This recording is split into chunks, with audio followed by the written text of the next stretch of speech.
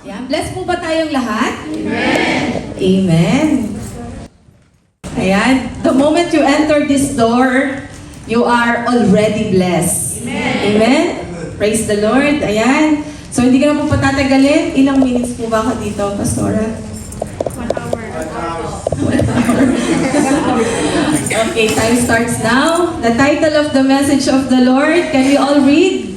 True freedom. True freedom. Ayan, I was blessed sa inyong line-up today. At nag-ugma talaga sa message ng Panginoon. Amen? Ayan. We know that every person has desire to be free. Right? Free from financial debt. Sino dito ang gustong lumaya sa utang? Amen. Lumaya sa karamdaman. Amen. Meron po ba ditong press 2? English? Wala naman po, no? Ayan. Sino dito ang gustong lumaya sa toxic relationship?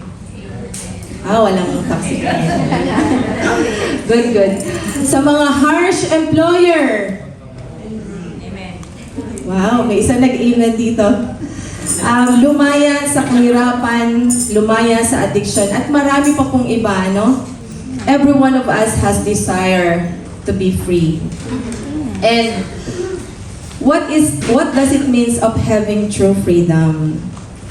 Sabi po dyan sa next slide, John 8:36, so if the Son sets you free, you will be free indeed. Indeed means certainly, surely. Ayan, pag pinalaya na tayo ng Panginoon, meaning that is the true freedom. Bakit kaya yung title ko is True Freedom? Kasi meron daw fake freedom. Okay, ano kaya yung fake freedom na yun? And sa ating mundo po, no, maraming klase ng freedom. Freedom of choice. Malaya silang magpa-abortion. Sa ibang country, no, they are legal na sa kanila yung pag-abort. Freedom to choose their gender.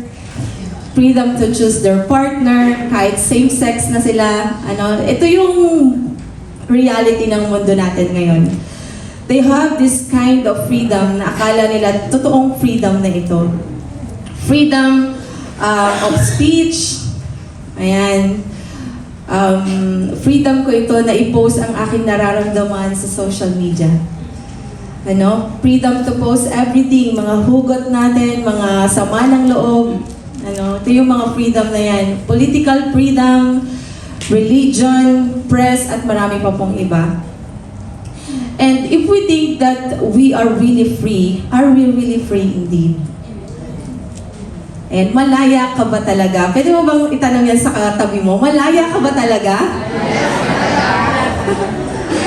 Okay, John 8:31. Next, Pastora. John 8:31-33, kung kayo po ay may Bible. Ayan, basahin niyo po sa inyong Biblia. So Jesus said to the Jews who had believed Him, if you abide in my word, you are truly my disciples, and you will know the truth, and the truth will set you free. Verse 33, they answered him, we are offspring of Abraham and have never been enslaved to anyone. How is it that you say you will become free? Amen. So Jesus is talking to the Jews in this verse.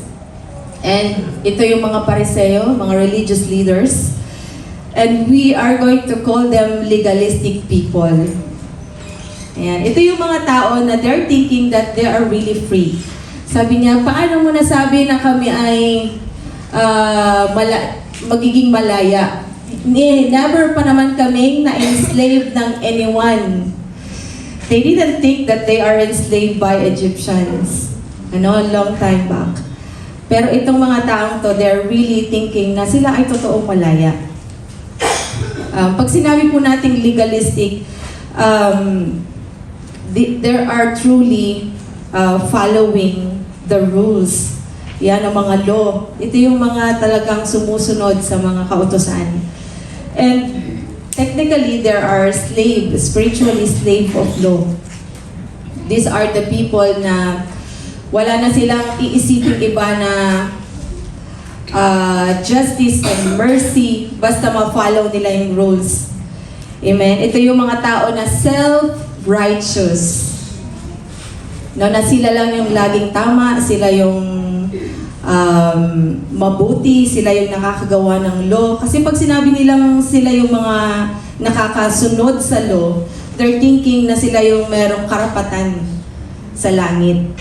Ayan, and they are very deceived. Marami ngayon sa mga Kristiyano na ganito yung mindset. Ay kapatid, di ba, makasalanan ka. Dapat hindi mo yan ginagawa.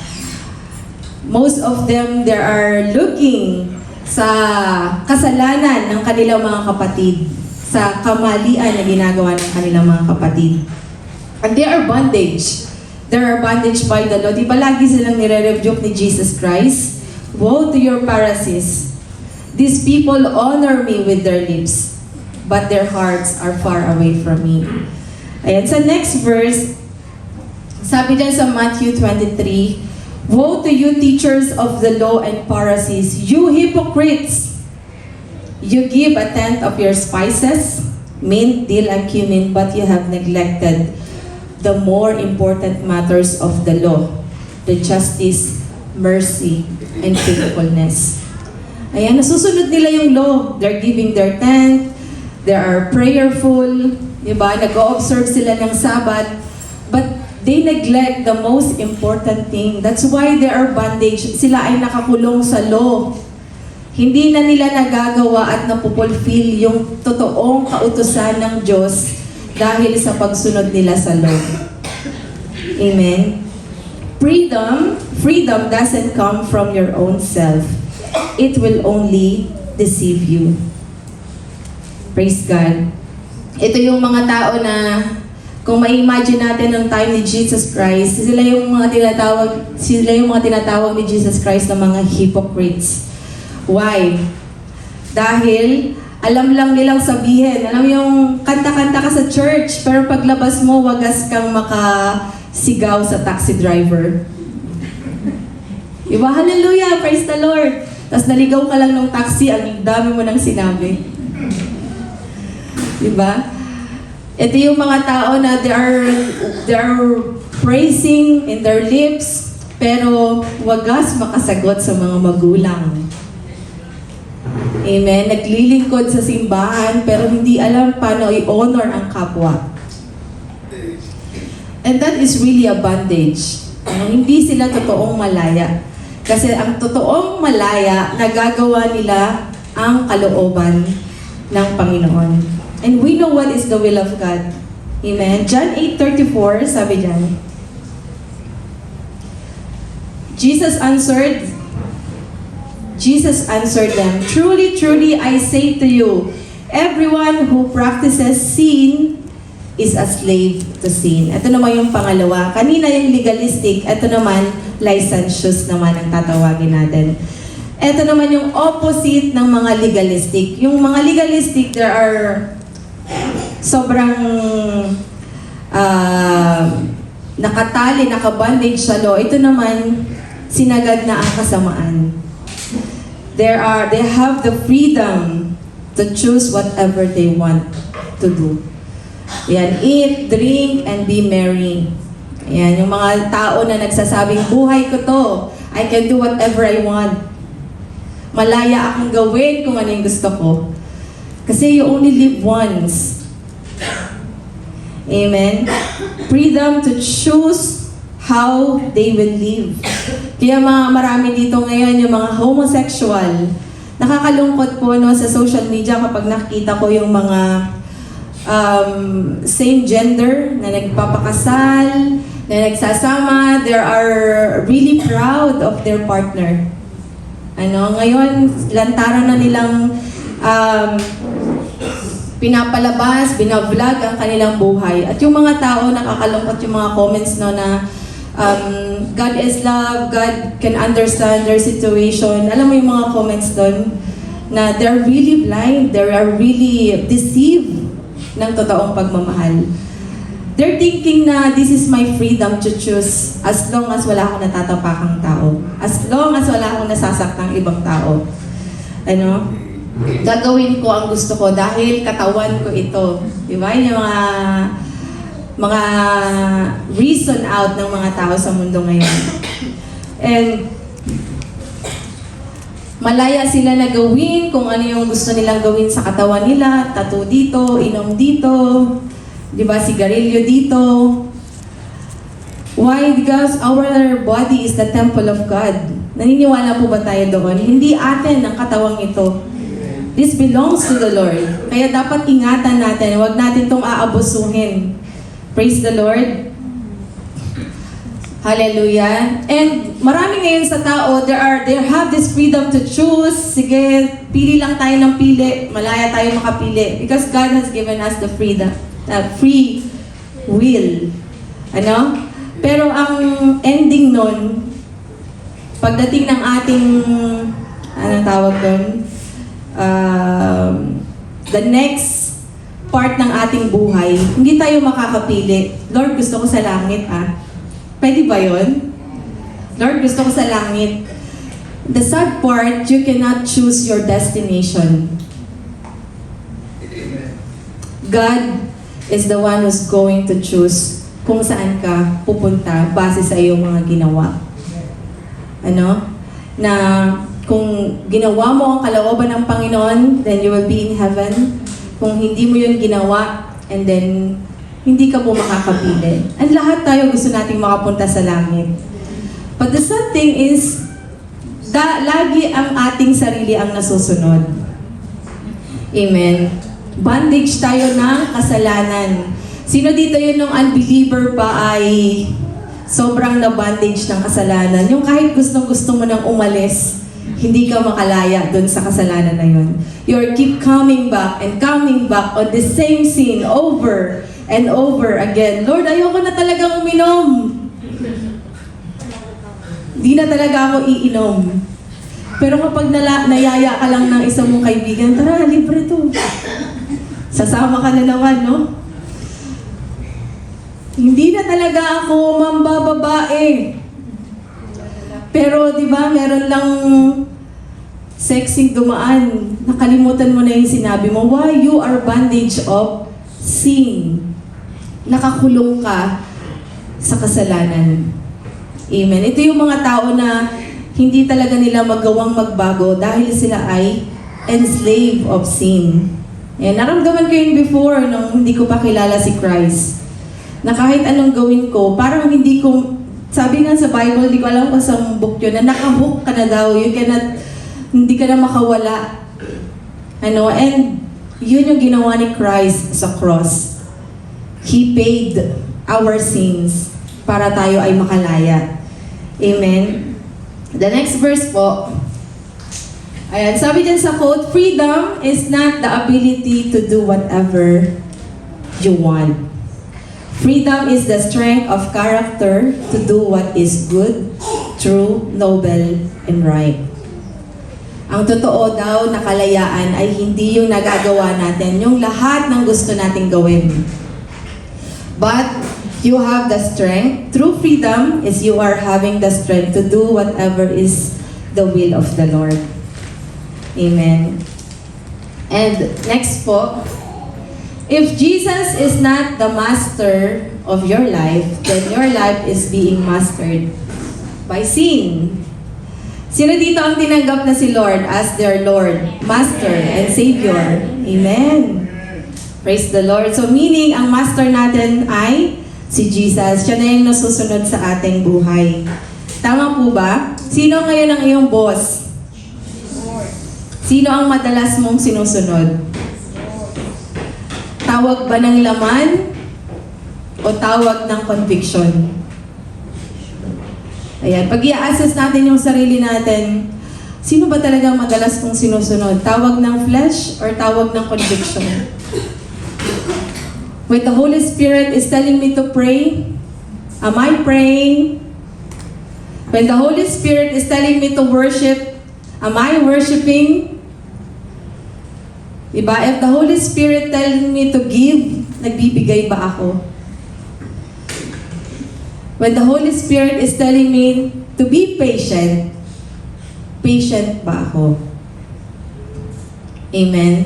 Ano ba yung mga tawag ng flesh? Ayun yung mga lust, anger, pride, worry, fear, bitterness, marami pang iba. Praise the Lord. Yun yung mas pinipili mo ba na magpasensya kahit inis na inis ka na? Mas pinipili mo ba ang maging sa tama kahit mapapahamak ka? Madalas, di ba, na-compromise natin yung pagiging pagiging believer natin.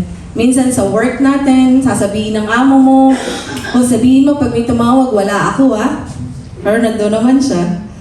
Paano mo yun gagawin? Sabi ng boss ko, sino ba talagang boss ko? Sabi ni pastor, wag daw magsisinungaling sabi ng boss ko, wag ko daw sabihin na nandito siya, baka masisanti ako pag sinabi kong nandito siya. Di ba, how we will obey? How we will going to stand on that situation? Sino mo naka-experience na nun? Amen, yung boss ko laging ganun Pag may naghahanap sa kanya, sabihin mo, wala ako. Ano ba yung gagawin ko nito? And the Lord gave me wisdom. Ang sinabi ko sa kanya, hello, my boss is not available at the moment. O, di ba, hindi ako nagsinungaling? Hindi siya available, pero nandun siya. Hindi ako nagsinungaling na my boss is not here, he's out of the country. I never said that. Di ba? Kailangan natin ng wisdom kay Lord para hindi natin nakakompromise ang mga simple things. Amen? Kasi nandiyan nasusubukan ang ating integrity. Madalas pa natin na nasusunod yung mga emotions natin. The Bible says, the heart is deceitful above all things. Sino dito ang madalas na nadidriven ng emotion? Yung tawag ng flesh o tawag ng conviction? Malaya ka ba talaga?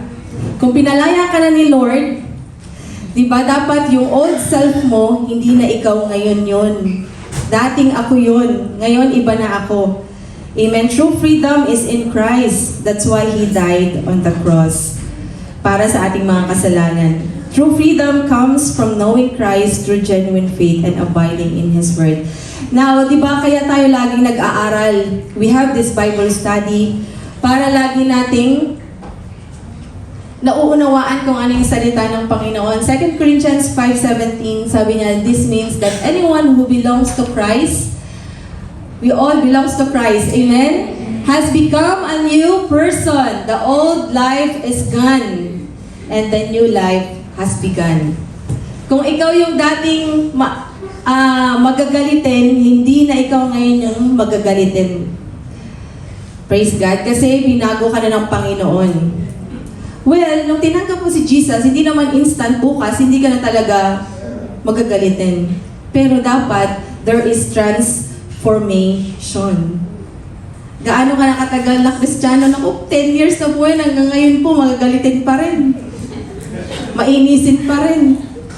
Impatient pa rin. Nagsisinungaling pa rin.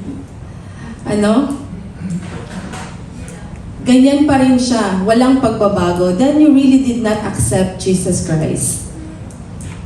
Kasi sabi dun sa binasa natin, kung pinalaya ka, you are free indeed. Wala na yung dati mong sarili, ngayon bago ka na. Amen? Romans 6:6-7, for we know that our old self was crucified with Him, so that the body ruled by sin might be done away with. That we should no longer be slaves to sin. Ayan. Di ba yung old self natin, kasama na yan na na-crucified ni Lord sa cross.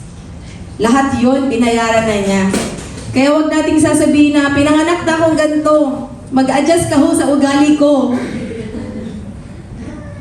Ganito na talaga ako Di ba hindi ganon? Kapag binago tayo ng Panginoon, you are a new creation. A Christ-like character. Alam natin kung ano yung mga character ni Lord. Magagalitin ba si Lord? Hindi. Sinungaling ba si Lord? Hindi, di ba? Impatient ba si Lord? He is so patient. Praise God. Sino ba ang mas nasusunod sa ating buhay? Napakasimple lang po niyang tanong, pero if we will assess ourselves, sino nga ba yung madalas nasusunod sa aking buhay? Ano? Am I consulting the counsel of the Holy Spirit? Sabi po dyan, Romans 6:14, sin is no longer your master. For you no longer live under the requirements of the law. Instead, you live under the freedom of God's grace. Amen? Huwag nating sasabihin na gano'n na talaga tayo. You are already free. Pinalaya ka na ng Panginoon. Kaya hindi na ikaw yung dating ikaw. Ano, huwag mo nang balik-balikan yung parehong kasalanan. Ayaw po ng Panginoon yun. Di ba merong kanta na ano, alam niyo yung I want to break free? I want to break free. Di ba? I want to break free. I want to break free from your lies. You're so self. I don't need you. God knows. God knows I want to break free. Madami sa atin ang gustong makalaya. Pero hindi nila kayang palayain ang sarili nila. Kailangan natin yung kinanta natin kanina ng Savior, ng tagapagligtas. Kaya we offer, di ba, yung mga tao na bandage ng kasalanan. Gusto mo bang tanggapin si Jesus Christ? Not only to receive Christ, but to set them free. Spiritually, there are bandage. Kaya ngayon, di ba, nung tinanggap mo na si Christ, kahit ang hirap magpatawad, kaya mo na magpatawad. Ang hirap mag-humble, pero kaya mo nang lunakin yung pride. Praise God. Because that is the will of God na gawin natin. Kahit ang hirap mabuhay ng kakaunti, pero masaya tayo. We have that joy. We have that peace. Amen? Are you choosing to be grateful? Are you choosing na maging thankful ka kung ano yung meron ka? Hanggang ngayon ba ay complainant ka pa rin? Murmurite ka pa rin?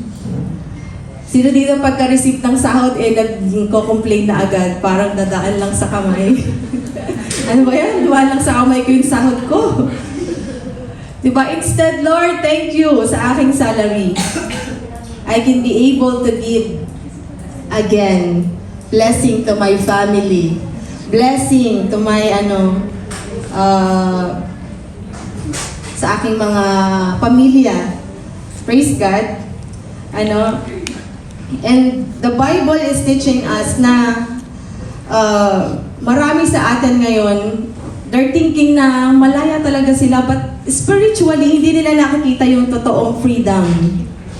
Amen? Kasi yung totoong freedom, kahit malungkot ka, nagagawa mong maging masaya. Bakit kaya si sister, napakasaya kahit ang daming problema? Why? Because the Spirit of the Lord is with her. Bakit kaya si sister, kahit konti lang yung sahod, napakasipag?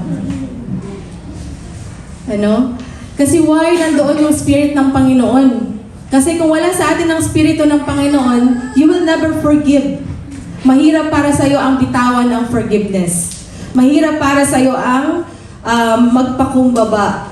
Mahirap para sa'yo ang gawin kung ano yung tama. Kasi madalas kung ano yung tama, yun yung mahirap gawin. Pero sabi ng Panginoon, I can do all things through Christ who gives me strength. So si Lord ang magbibigay sa atin ng kalakasan para gawin yung mga bagay na mahirap. Praise God. You remember Paul and Silas sa Bible, nung nakulong sila? Diba, nai-imagine ko na nagpupuri sila sa Panginoon at nananalangin. You know what? Sila yung totoong malaya. Nakakulong pero malaya. Parang napaka-confusing, no? Paano mo sinabing malaya sila, nakakulong nga sila? Why? Because kahit sila ay nandoon sa prison, they can able to praise the Lord and say, thank you, Lord. Ganun ba tayo na kahit tayo punong-puno ng problema, you can be able to thank the Lord? Yung sino dito yung nawala ng trabaho, Lord, thank you.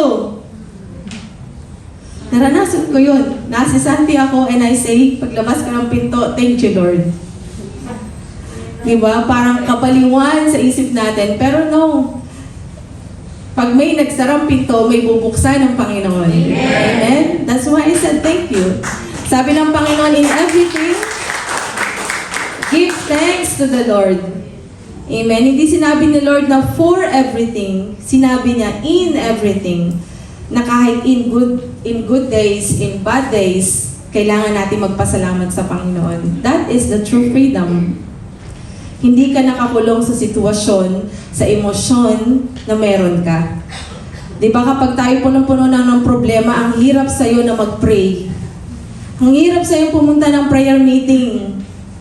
Ang hirap sa'yo pumunta ng church kapag ka ikaw ay down na down. Ang hirap sa'yo magbuklat ng Bible kapag ka ikaw ay sobrang bigat na bigat sa iyong mga pagsubok. Dapat hindi na po tayo na-overwhelm nun. Christ has set you free. Meron kang authority to declare the power of the Lord in your situation. Diba? You have the authority to declare kung ano yung gustong nakawin sa'yo ng enemy. Amen? Huwag tayo magpapakulong sa sitwasyon na ginagawa sa atin ng kaaway. Amen? Nasa ba po? Romans 6:22. But now you are free from the power of sin and have become slaves of God. Amen. Lahat ba tayo servant na ni Lord? Yes. Amen. Praise God. Now you do those things that leads to holiness. Ayan. Kapag daw naging servant ka na ni Lord, nagagawa mo na yung mga bagay na kabanalan. And that holiness is resulting in eternal life. So, ang buhay pala natin dito sa mundo is hindi yung magtrabaho lang, magpamilya. Diba? Maging busy sa trabaho. God's will is to serve the Lord. To serve God. Amen? Na kahit tayo may mga pamilya na nakaka-bless, yung may mga anak na, may mga pamilya na, they can able to serve the Lord. Ano? Wala silang excuses na meron akong family day, meron akong anak, meron akong ganito. Wala, no? They keep on serving the Lord. And that is the will of God. Sabi ko nga, kahit 5 na yung anak ko, magsaserve pa rin ako kay Lord. Kasi yung pagsaserve ko is not only for myself, it is for my family. If you are obedient to God, God will remember your family. Kung mahal mo talaga ang pamilya mo, start serving the Lord. Mag-invest ka sa tamang ground. Mag-invest ka sa tama, hindi yung kayod, kabayo ka na sa pagtatrabaho to provide to your family. That is not the true love. Kapag ikaw nawala ng trabaho, diba, marami ang nadi-disappoint kasi hindi na sila na-appreciate ng family. Why? They cannot able to provide. Pero if you are serving the Lord, kahit wala kang trabaho, kahit hindi ka sumasahod, God can able to reach out them, provide for them, to protect them para hindi magkasakit. Amen? Praise God. Kaya walang sayang sa aking pagpapagal, walang sayang sa pagsasayaw mo dito, walang sayang sa pag-awit-awit mo dito.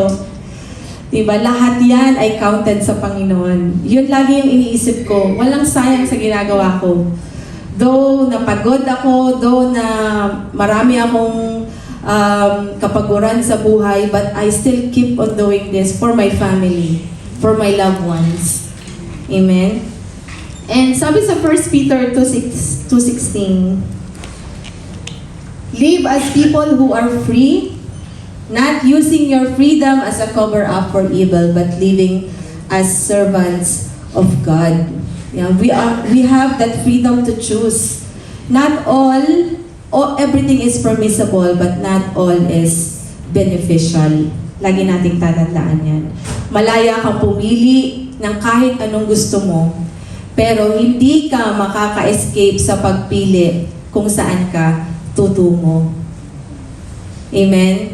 Kung gumawa ka ng masama, whatever you sow, you will reap. Kung nagtanim ka ng kasamaan, ang tawag doon, sama ng loob, aanihin mo ang sama ng loob.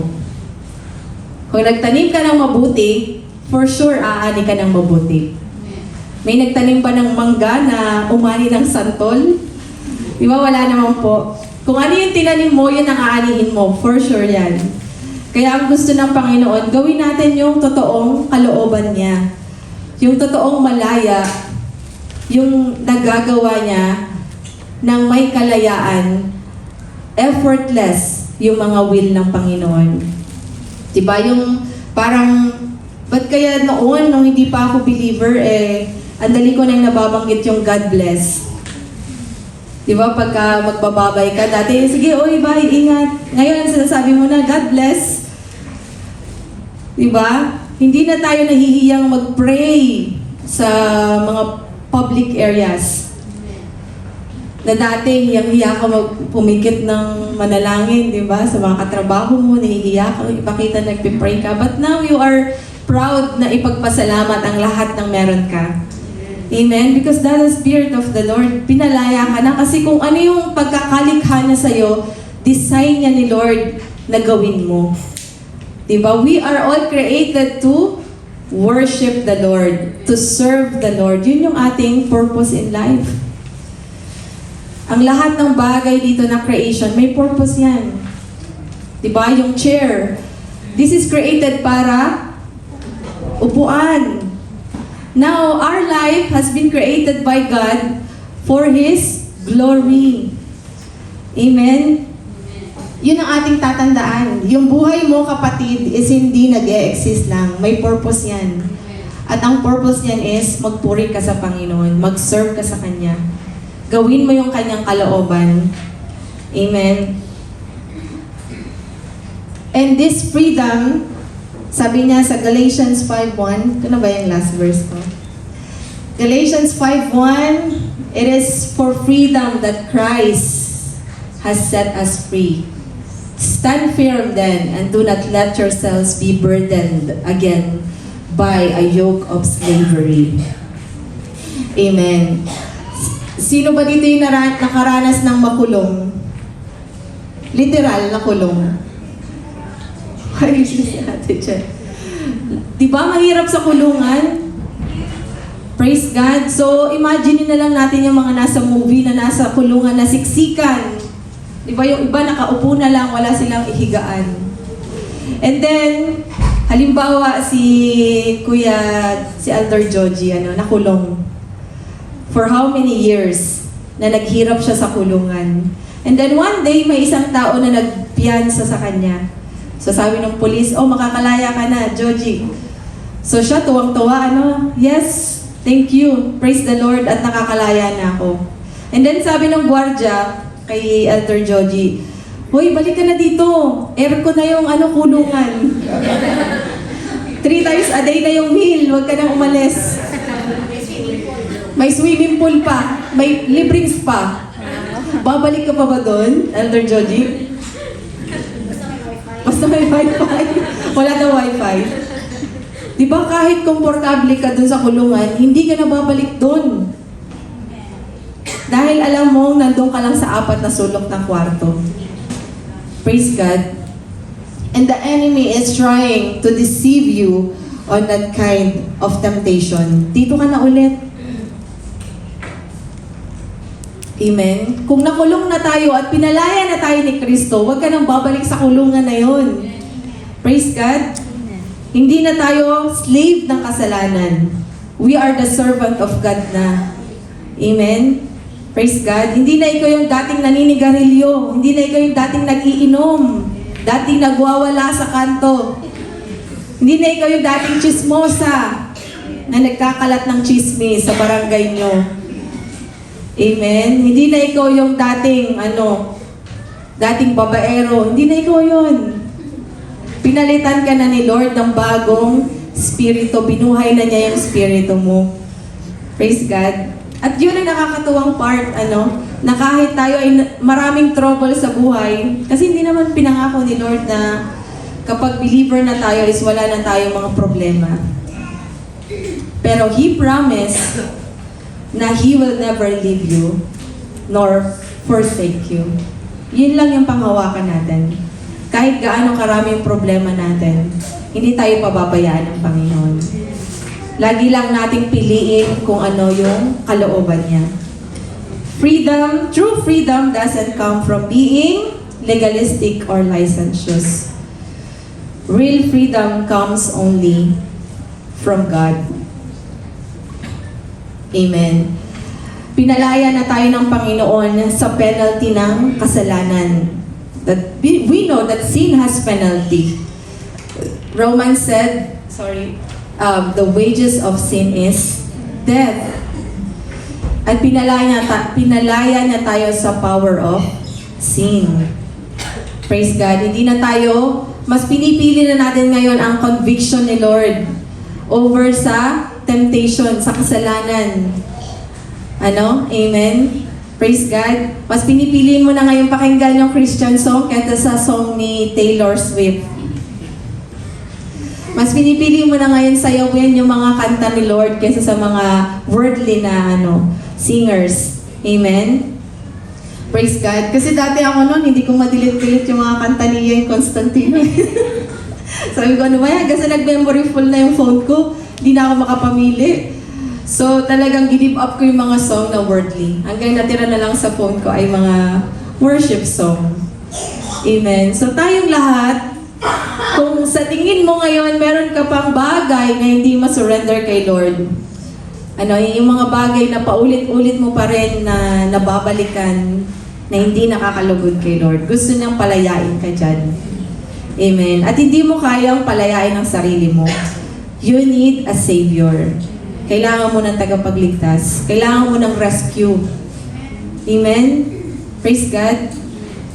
Yung mga addict sa sigarilyo, hindi sila makapagbago kahit gustong-gusto na nilang wag manigarilyo. Kahit wala na silang pambili, di ba? Talagang magnanakaw sila ng piso, 2 piso para lang makabili ng sigarilyo. Yung iba nga, nagbebenta pa sila ng lamang loob nila para lang masustain yung kanilang addiction. Diba, ibenta niyo yung kabilang kidney. Yung iba naman magbebenta ng kasi kaya pa rin makasurvive kahit iisa na yung kidney. Tama ba? Dumadating sila sa point na ganon para sundin yung tawag ng laman. Praise God. Magnanakaw, alang-alang lang sa kanyang bisyo. Magsisinungaling, alang-alang sa kanyang bisyo. And dito yung mga taong nakakulong, they are not really free. Kung ikaw ay gumagawa pa rin ng mga bagay na hindi nakakalugod kay Lord, nakakulong ka pa rin. Diba? Itaas mo yan kay Lord and isurrender mo. Lord, ayoko na ng kasalanan. Tulungan mo akong makalaya and God will set you free. Amen. God will help you. Jesus offers true freedom, not a fake freedom, not a fake choice, not a fake freedom. Praise God. Freedom to love instead of hate. Freedom to be joyous in the midst of sorrow. Freedom to be peace in the midst of conflict. Ayan. Malaya na tayo dahil pinalaya tayo ni Kristo. At magpakatatag kayo at huwag nang paalipin pang muli. Amen? Meron na nga tayo mga amo dito, gusto nyo pa magpaalipin sa demonyo. Diba? Spiritually, kung hindi mo sinusunod yung kalooban ni Lord, 2 lang naman yun eh. Anong sinusunod mo? Good or bad? Walang middle. Kung hindi mo sinusunod si Lord, sinusunod mo yung kabilang kampo. Kung hindi mo binabasa ang Biblia, iba ang binabasa mo. Baka Facebook. Kung hindi ka nananalangin, baka sa iba ka nakikipag-usap. Sino kaya madalas mong kausap? Kung hindi ka nagpupuri sa Panginoon, baka iba ang pinagkakaabalahan mo ngayon. 2 lang po laging side yan. Side ni Lord, good spirit or bad spirit. Evil or good. Heaven or hell. Lightness or darkness. Saan ba tayo doon? Saan po ba tayo kabilang? Saan ba lagi yung sinusunod mo? Sino ba yung boss ko? Amen? Kasi pag slave ka, wala kang choice kundi sundin. Kahit tinatamad ka, kailangan mong pumasok kasi may kontrata ka eh. Praise God.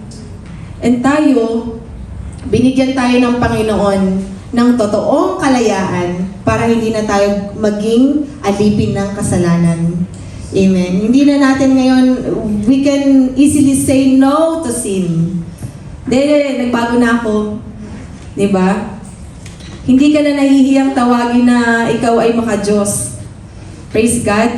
Sino dito nahihiya pang magbitbit ng Biblia? Papuntang church. Diba? Nahihiya pang mag-post ng mga Bible verse sa kanilang social media account. Dahil ayaw nilang mabuli na parang mga ganito, ganyan. Huwag kang mahiya. Kasi mas nalulugod si Lord sa ginagawa natin pag ginagawa natin yun. Pagka nagiging proud tayo na meron tayong Panginoon. Amen? Amen? Malapit na po ako matapos. Freedom is not free to do whatever I please, but to live and act in Christ. How I live in Him is the true measure of how free I am. Amen? We are not called to do what makes us happy. We are called to do what glorifies God. Amen? Praise God. Hallelujah. Kaya napaka-blessed po natin. Kasi nagkakaroon tayo ngayon ng right choice. Mas pinili na natin pumunta ngayon sa church kesa sa mall. Mas pinipili mo na ngayong magpuri sa Panginoon kesa manood ng sine. Kesa mag-part-time. Diba? Hindi mo inaantala yung mga bagay na worldly. Mas sinusunod mo na ngayon yung conviction ng Panginoon. Amen? Lahat tayo tinawag ni Lord. Pero kunti lang yung nagre-response. Ano? Ay, busy ako sister. Busy ako brother. Marami akong pinapakain sa Pilipinas. Amen? So tayong lahat ay tinawag ng Panginoon para maging malaya. And lagi nating tatandaan po na ang totoong kalayaan ay yung pagsunod sa kalooban ng Panginoon. Amen po ba? Amen. Kaya, pwede ba nating basahin ulit for the last time yung Galatians 5? Galatians 5:1.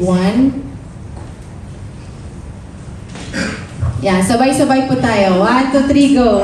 It is for freedom that Christ has set us free. Stand firm then, and do not let yourselves be burdened again by a yoke of slavery. Next po. Because Jesus sets you free. Amen. Palakpakan po natin si Lord. Can we all stand and pray?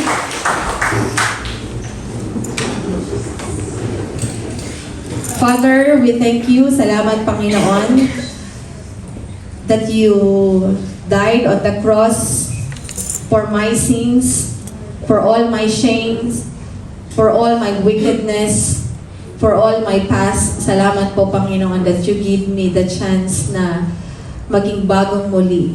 Salamat po, Lord God, sa iyong dakilang pag-ibig na kahit hindi ko deserve, Lord, but you willingly give yourself para sa akin, para sa aming lahat.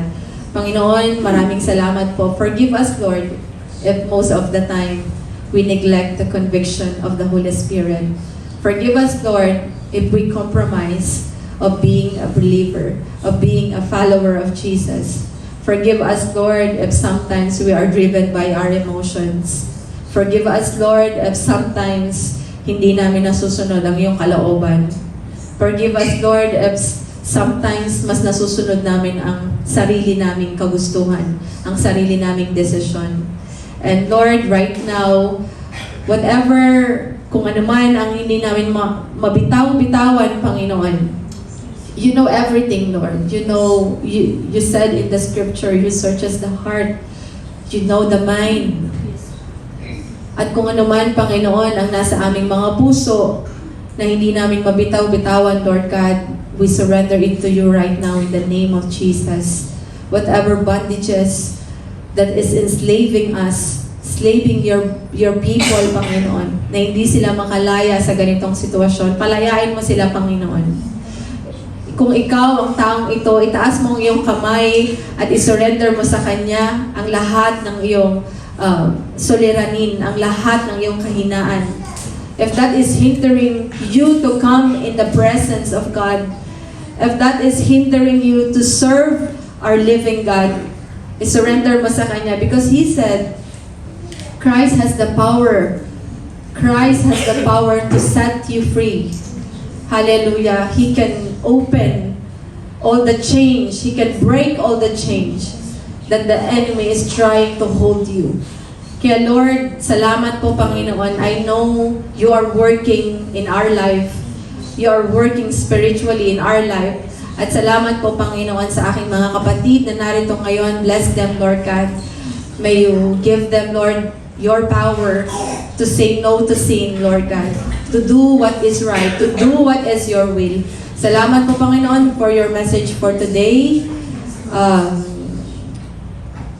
Mapapurihan ka, madakila ka, Panginoon. Truly, Lord God, we are thankful na binigyan mo kami ng gantong kalayaan para maging masaya, maging payapa. Hallelujah, maging kagaya mo, Panginoon, na malaya sa anumang bagay na makamundo, Panginoon. Salamat po, Lord God. We thank you, Lord, for this night, for your message for today. And bless your people. In Jesus' name, we pray. Amen.